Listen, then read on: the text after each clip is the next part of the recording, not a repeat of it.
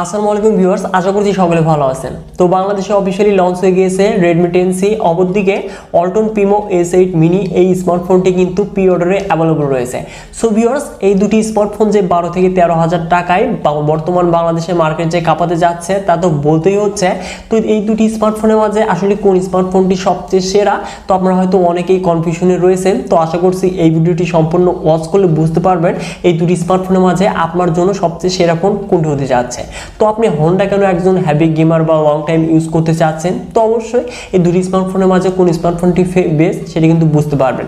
তো কথা না বাড়িয়ে চলে যাচ্ছে ভিডিওতে। তো আমি আপনাদের সাথে থাকছি নাজমুল হাসান হৃদয়, আপনারা দেখছেন NWS Tech All।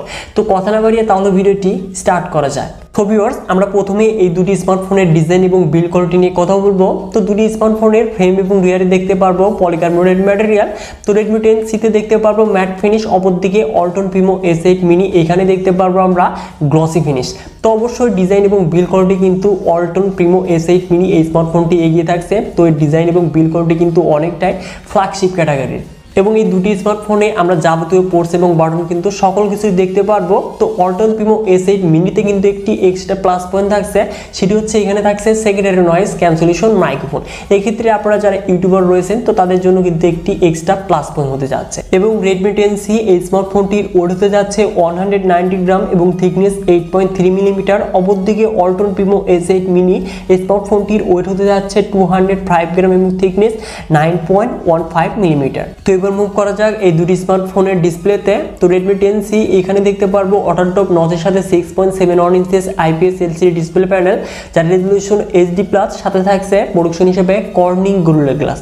অপরদিকে S8 মিনিতে থাকছে 6.53 ইঞ্চেস LTPS ডিসপ্লে প্যানেল, যার রেজলিউশন ফুল HD+, সাথে থাকছে 400 নিটস স্পেক ব্রাইটনেস, ওয়াইড বিন L1 সাপোর্ট, যেখানে আমরা OTT প্ল্যাটফর্মে ফুল HD তে লাইভ স্ট্রিম করতে পারবো। তো এই দুটি স্মার্টফোনের যদি আমরা ডিসপ্লে কোয়ালিটি নিয়ে কথা বলি, সেক্ষেত্রে অবশ্যই Alton Primo S8 mini এখানে কিন্তু উইনার থাকছে, কারণ এখানে থাকছে ফুল HD+ রেজলিউশন এবং এর ডিসপ্লে কোয়ালিটি কিন্তু অনেকটাই প্রিমিয়াম হতে যাচ্ছে।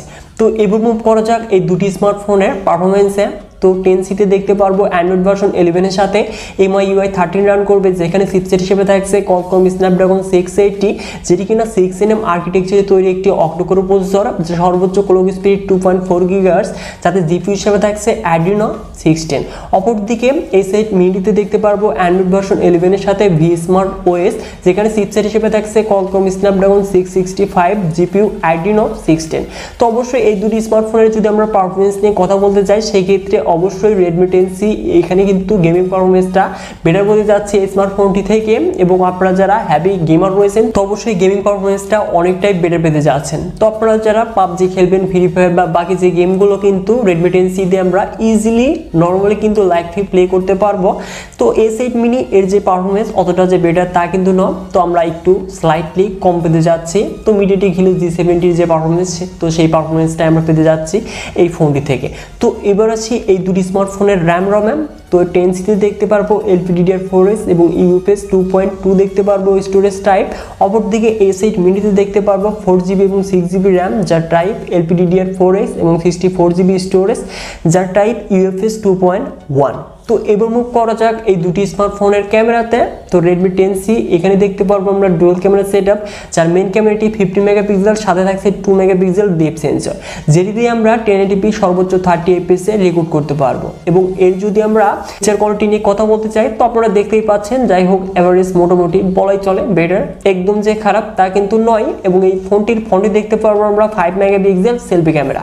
অপরদিকে Alton Primo S8 mini এখানে দেখতে পারবো আমরা কোয়াড ক্যামেরা সেটআপ, যার মেইন ক্যামেরাটি 16 মেগাপিক্সেল, যার অ্যাপারচার হলো 1.8, সাথে থাকছে 8 মেগাপিক্সেল আল্ট্রা, 2 মেগাপিক্সেল ম্যাক্রো এবং 2 মেগাপিক্সেল ডেপথ সেন্সর। এবং এই ফোনটির ফ্রন্টে থাকছে 13 মেগাপিক্সেল সেলফি ক্যামেরা। এবং এই ফোনটির রিয়ার ক্যামেরা এবং ফ্রন্ট ক্যামেরা দিয়ে আমরা এখানে 4K ভিডিও রেকর্ড করতে পারবো। তো অবশ্যই এই বাজেটে যে 4K ভিডিও তাও ফ্রন্ট ক্যামেরা এবং রিয়ার ক্যামেরাতে, তো সত্যি অবিশ্বাস্য বলা চলে। তো এই ফোনটি দিয়ে আমরা যাই হোক খুব সুন্দর সুন্দর পিকচার কিন্তু ক্লিক করতে পারবো, বিশেষ করে আল্ট্রা ওয়াইড, ম্যাক্রো এবং ডেপথ যে সেন্সরের যে ছবিগুলো, তো সেই ছবিগুলো কিন্তু অনেকটাই সুন্দরই বলা চলে।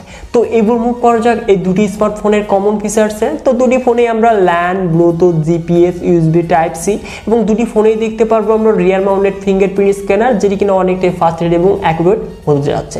এবং এই দুটি স্মার্টফোনে দেখতে পারবো আমরা 5000 mAh ব্যাটারি, যেটি কিনা 8 ওয়াট ফাস্ট চার্জিং সাপোর্টেড। এবং Redmi 10C আমরা মোট 3টি কালার ভেরিয়েন্টে দেখতে পারবো, ব্লু, গ্রিন এবং গ্রে কালার। অপরদিকে অল্টন প্রিমো S8 মিনি এটিও দেখতে পারবো আমরা 3টি কালার ভেরিয়েন্টে, হোয়াইট, ব্লু এবং গ্রিন কালার। তো এবার মুভ করা যাক এই দুটি স্মার্টফোনের প্রাইসে। তো Redmi 10C এর 4GB 64GB ভেরিয়েন্টের প্রাইসটা হতে যাচ্ছে 13,000 টাকা। অপরদিকে অল্টন প্রিমো S8 মিনি এর যে প্রাইসটা 4GB 64GB সেটি হচ্ছে প্রি অর্ডারে 12,500 টাকা। তো অবশ্যই এই দুটি স্মার্টফোনের মাঝে আমি যদি এখন কথা বলি যে বেস্ট ফোন কোনটি আপনার জন্য, তো আপনি যদি হ্যাভি গেমার হয়ে থাকেন এবং মিডিয়া কন্টেন্টগুলো বেশি বেশি ওয়াচ করবেন, এর জন্য বড় ডিসপ্লে প্যানেল চাচ্ছেন এবং ব্যাটারি ব্যাকআপ বেশি চাচ্ছেন, তাহলে অবশ্যই আপনার জন্য Redmi 10C এই স্মার্টফোনটি আমি সাজেস্ট করব।